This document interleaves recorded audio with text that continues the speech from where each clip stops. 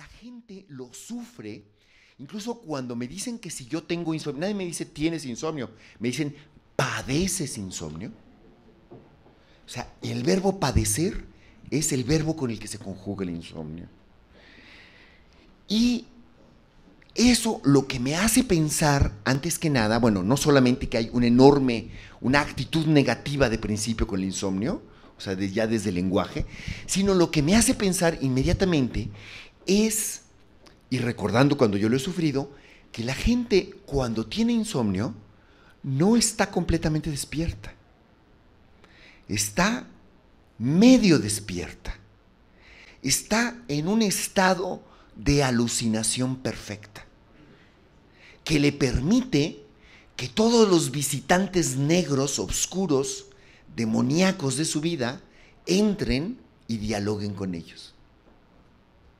Es decir, tener insomnio no es ahí, por ahí hay que empezar. No es estar despierto mientras otros duermen. Es estar en un estado intermedio, en el cual el delirio es posible. Y normalmente la gente deja que el delirio negativo los posea. Me he puesto a preguntarle a la gente cuándo tiene delirios positivos. Muchísimas veces se convierte en sueños eróticos y se les olvida que tienen insomnio. Pero la conciencia del insomnio es los fantasmas negros, los fantasmas oscuros, los demonios, los bichos. Eso ya cambia completamente toda la concepción. Hay un artículo también reciente en esa misma serie del New York Times de Siri Hustvedt, no sé si la conocen, ella es una escritora fantástica. Tiene varios libros en editorial Norma, sobre todo tiene uno que se llama Posesión. Y ella, su último libro es sobre jaquecas, sobre los malestares neurológicos que ella tiene. Y ella cuenta cómo trabajó en un hospital psiquiátrico y se preocupó muchísimo por el tema correlativo al insomnio, que es la terapia del sueño. Y dice que las investigaciones más recientes desmienten esa idea de que cuando uno duerme el cerebro descansa. Ella dice que se ha medido la actividad del cerebro y el cerebro está a veces mucho más activo que durante el día. El cuerpo descansa porque hay un inhibidor neurológico de los movimientos. Es decir, nos da una especie de catatonia muscular, pero la cabeza sigue acelerada. Y luego dice algo muy interesante para mí, que hay gente que tiene lesiones en el cerebro o, este es otro algo muy importante, porque cuando dicen lesión del cerebro ya dicen, bueno, está mal, ¿no? Está enfermo. O gente que tiene morfología del cerebro, es decir, que tiene una forma de cerebro distinto a los demás, es decir, ya le perdonaron la vida, que no necesita dormir tanto como los otros. Y que el porcentaje de gente que no necesita dormir tanto como los otros es mucho más de lo que la gente cree.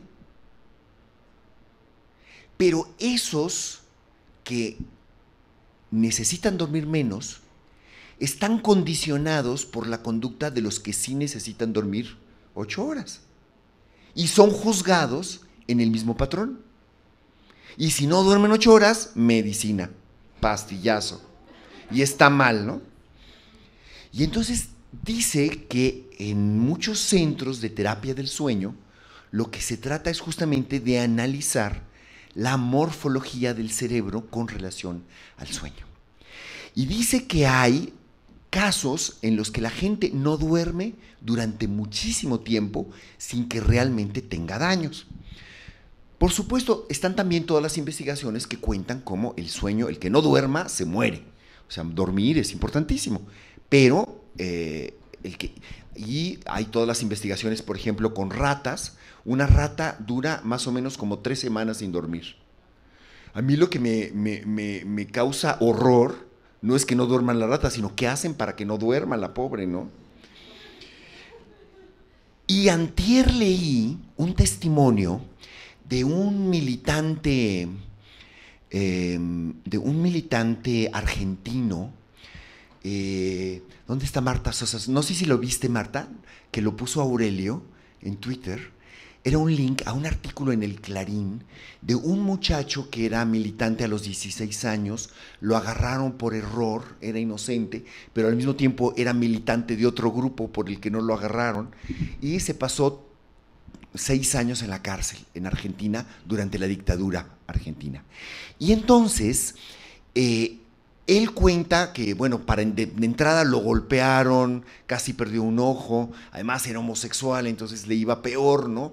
Porque lo golpeaban los militares y lo golpeaban los militantes de izquierda, que eran todos homófobos, furibundos. Entonces, cuenta, pero él dice, de todo lo que sufrí en la cárcel, el peor tormento es que no me dejaran dormir. Y entonces cuenta el método, que lo ponían parado, con otro guardia que tampoco había dormido muy bien, con el rifle cargado apuntándole, y si se movían alguno de los dos un poco, el rifle se disparaba. Y que a él, por suerte, no, pero a otros los mataron así. Y él cuenta que pasó 3 días sin dormir nada, y que es lo peor que le ha pasado en la vida, ¿no? Es decir, se necesita dormir, ¿no? ¿Qué sucede con esta idea de que hay una inhibición de los movimientos, pero el cerebro sigue funcionando?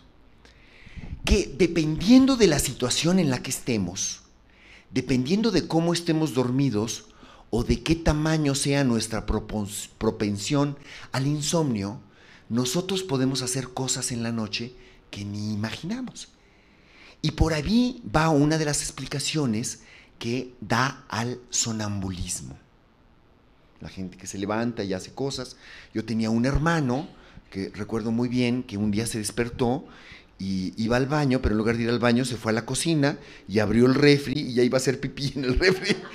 Por suerte estaba yo también despierto y lo seguí y lo conduje al baño. El sonambulismo.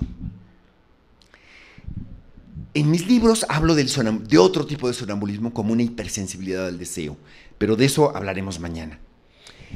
En todo caso, hay un estado del insomnio que a mí me interesó mucho y del que hablo en este libro, y que Tatiana Sugasagoitia, en esta coreografía que algunos de ustedes han visto, Almita, tú estabas ahí el otro día, se presentó. Bueno, ¿qué pasa cuando alguien hace una adaptación de un libro? Ya sea de cine o de danza o lo que sea, que hace una lectura, hace su lectura del libro, escoge pasajes, los convierte, digamos, si tiene la suerte, en este caso, de ser una coreógrafa, los convierte en movimiento, los convierte en lo que es su lenguaje, el lenguaje del cuerpo, ¿no? Y entonces esta coreógrafa, Tatiana, hizo una coreografía con muchas escenas, pero a mí me causó mucho interés y sorpresa que escogió una escena muy pequeña en la que yo cuento cómo el hecho de dormir con la misma persona durante muchísimas décadas en una situación amorosa de gran compenetración hace, por ejemplo, que dormir de cucharita sea casi como una coreografía. Es decir, que tenemos yo no recuerdo nunca haberme despertado, o sea, siempre amanecemos en otra posición en la que dormimos. No es que estemos haciendo el amor, pero hay una relación erótica, en el sentido más amplio del término, en el que los cuerpos se hablan. No solamente es que ya me moví, muévete.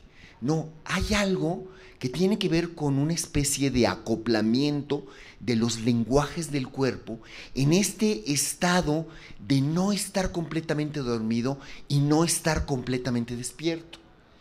Por supuesto, cada vez que yo escribo una cosa de estas, trato de recopilar testimonios de otras personas y les pregunto, ¿cómo duermes tú? Entonces, muchísima gente me cuenta cómo le cuesta trabajo dormir con sus maridos, por ejemplo, y si él se voltea y le da una patada. O sea, realmente no es tan fácil. esta coreografía, ¿no?, de las parejas. Y el hecho de que suceda, pues es algo también que tiene que ver con el tipo de, como decían en aquella clínica, de daño que uno tenga en el cerebro o de forma específica del cerebro. Es decir, de propensión al insomnio, porque no tiene que ver con la voluntad. Esas cosas tú no lo puedes planear. Tú no puedes decir, con esto me voy a llevar muy bien. Tiene que ver con que pues, hay parejas con las que bailas bien y hay con las que no te entiendes, ¿no? O sea, los lenguajes del cuerpo son lenguajes que tienen su propia lógica. Y en el insomnio sucede, en la vida en pareja, sucede esto, ¿no? O sea, la danza de las cucharitas, ¿no? Y entonces Tatiana hizo todo un número de una coreografía que dura 5 minutos, en el que hay una pareja moviéndose, acoplándose. Son movimientos muy sutiles, ¿no? Ha habido varias versiones, así como de gente en la cama y eso, pero no, eso no es que se levanten, sino que realmente es muy, muy, muy sutil, y todo tiene que ver con esto, con la propensión del insomnio. Bueno, les contaba entonces cómo mi primera reacción fue contar cómo vivo yo el insomnio, preguntar cómo lo viven los demás, porque yo creo que lo interesante no es solo cómo vive un escritor las cosas o cómo las piensa.